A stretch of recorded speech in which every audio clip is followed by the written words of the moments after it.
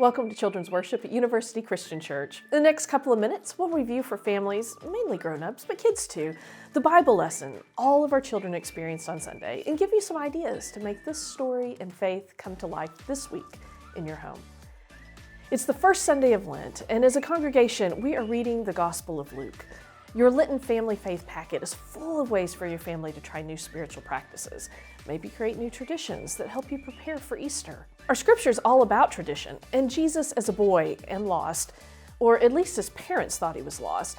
We find this story in Luke 2, and it's the only time in scripture that we see Jesus as a boy.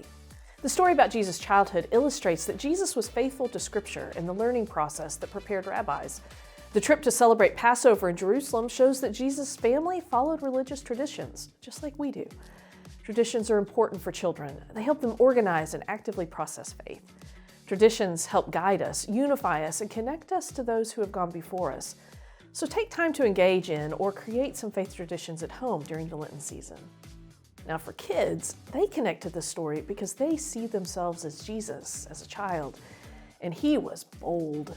Teaching in the synagogue, telling his panicked parents when they find him after looking for him for 3 whole days, that of course he would be in his Father's house teaching. Duh. This story can be empowering for children who might feel that the world happens around them. Engage them in the power that Jesus showed in the temple.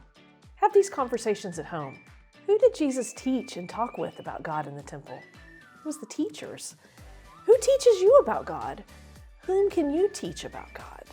What kinds of things can you teach about God? Highlight your kids' answers that relate to sharing God's love in the world.